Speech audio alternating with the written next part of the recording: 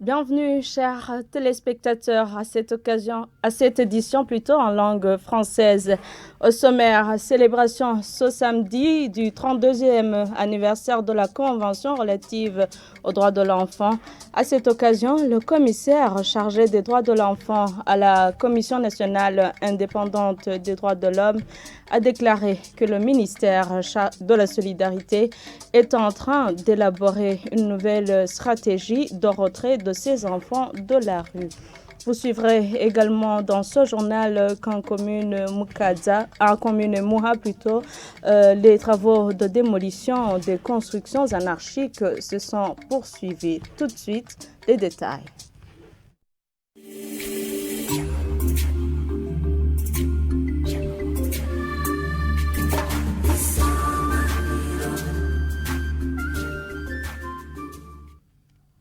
Bienvenue encore une fois. Le retrait des enfants de la rue doit être traité minutieusement pour éviter les irrégularités du passé.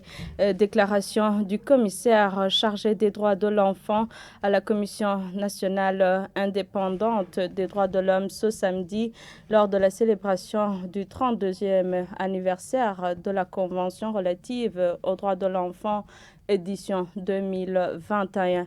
Jacques Nshimirimana ajoute que le ministère ayant en charge la solidarité est en train d'élaborer une nouvelle stratégie pour le retrait de ces enfants de la rue. Suivez-le. La question en rapport avec les enfants en situation de rue, c'est une question très spéciale, une question qui nécessite des solutions spéciales. Certains enfants ont pu regagner leur famille. Malheureusement, d'autres ne sont pas retournés dans leur famille parce que c'est une question qui nécessite que chaque enfant soit traité à part entière. Donc, les raisons qui ont poussé tel enfant à venir dans la rue ne sont pas les mêmes que celles qui ont poussé l'autre à venir dans la rue, bien que ces enfants peuvent se rencontrer dans la rue.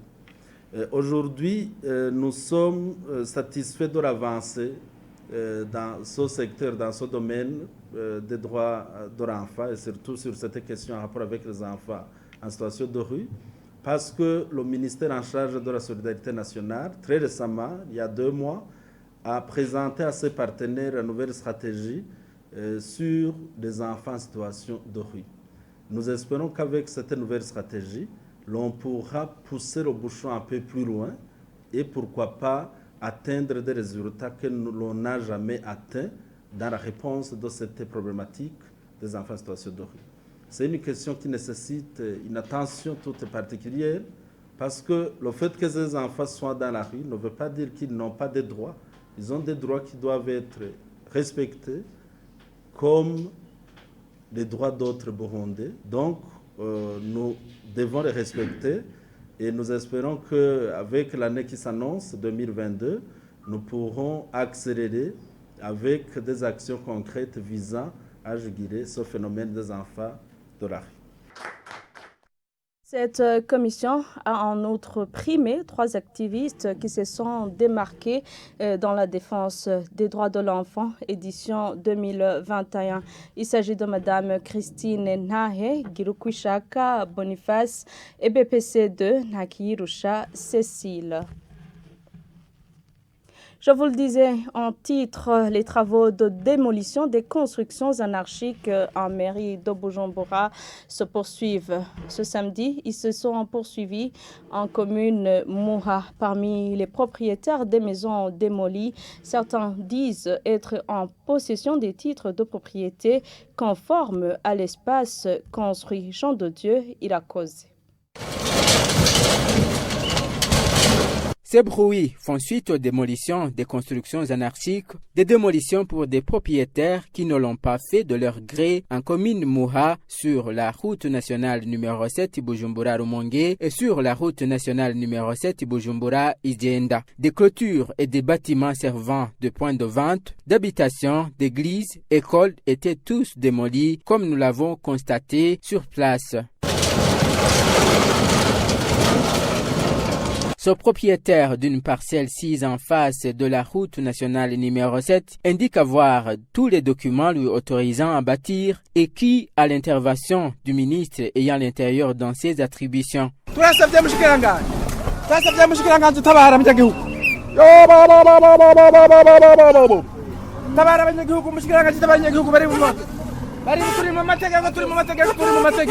Ces travaux ont eu lieu en présence des autorités de la mairie de Bujumbura comme celle de la commune Mukaza.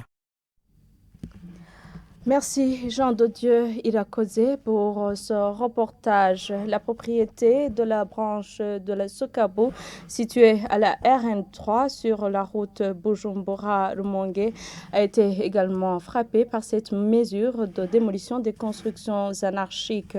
Le directeur chargé des investissements annonce que leur intention n'était pas le refus plutôt de mettre en application la mesure prise par l'État, mais qu'ils attendaient la réponse du ministère de l'Intérieur concernant la délimitation de leur propriété. Suivez Bangemou Fabrice. La Sokabo, en tant qu'assureur, premièrement, on ne peut pas s'opposer à la politique du gouvernement d'agrandir les routes ou les chaussées, puisque en tant qu'assureur, si les routes sont agrandies ou les chaussées sont assez spacieux, ça nous permet de diminuer les risques. Ça, c'est pour dire que, premièrement, on ne peut pas s'opposer ou s'inscrire en faux contre la mesure du gouvernement. Donc, jusqu'à maintenant, c'est que nous attendions tout simplement une réponse écrite qui nous indique ou qui précise que la Sokabo est tort en ce qui concerne le bornage qui était là où on avait mis la clôture. Compte tenu de l'urgence de la semaine passée que l'administration communale nous avait intimé de démolir, nous avions essayé de tout faire pour essayer de démolir les ouvrages qui ont été dépassés.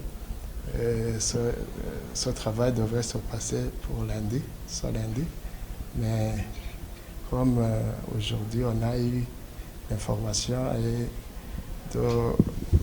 qu'on va démolir la parcelle, donc plutôt les ouvrages, on s'est rendu, on a constaté ensemble avec les autres que la démolition va être lieu et nous comptons faire ces travaux de déplacement de sommiers la semaine prochaine pour essayer de respecter les mesures du gouvernement. Et le renforcement du contrôle budgétaire par l'appui technique du Parlement pour bien effectuer ce travail, c'est l'une des recommandations du Forum pour le développement clôturé ce vendredi. L'autre recommandation est de séparer les postes techniques des postes politiques pour éviter le cumul des fonctions. Le reportage est d'Armel Moutori. Le Parlement doit être appuyé techniquement pour lui permettre d'effectuer efficacement le contrôle budgétaire. C'est la recommandation de Boaz Enimhe, expert économiste, ce jeudi lors du Forum sur le développement du Burundi. Renforcer le contrôle budgétaire. Et là, le Parlement doit être appuyé très techniquement et pour pouvoir examiner les crédits budgétaires conséquemment et se prononcer sur des niveaux d'endettement public et avoir aussi des éléments pertinents à travers l'assistance technique qu'elle reçoit de la Cour des comptes pour donner des orientations permettant de proposer des trajectoires viables et mettant en place des stratégies crédibles de réduire le niveau d'endettement. Boaz Enimhe a également recommandé le contrôle et le suivi dans l'exécution des travaux de construction des infrastructures publiques pour leur durabilité. Il faut que nos routes que nous finançons à travers le budget soient des routes durables pour qu'elles ne soient pas maintenues après 2 années de construction. Donc, il y a la durée de vie économique d'une infrastructure, les services qui sont chargés du contrôle budgétaire. Quand le service est déjà fait, là nous interpellons qu'on doit s'assurer que l'investissement public qui est financé par l'État est un investissement durable et qui n'est pas renouvelé avant la durée de vie économique nécessaire.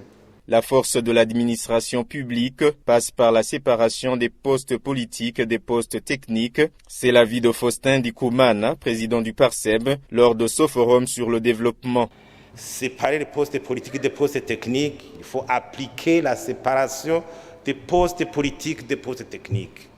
C'est là aussi ce qui garantit la force de l'administration pour éviter que l'administration soit politisée à outrance. Le manque de personnel qualifié pour la négociation des contrats de partenariat public-privé a été soulevé comme l'un des défis majeurs du pays. Il a été suggéré le renforcement des capacités pour permettre au cadre de l'État de bien défendre les intérêts de l'État. Voilà, c'est par ici que prend fin ce journal. Merci à tous de l'avoir suivi. Restez fidèles à la télévision Isanganiro.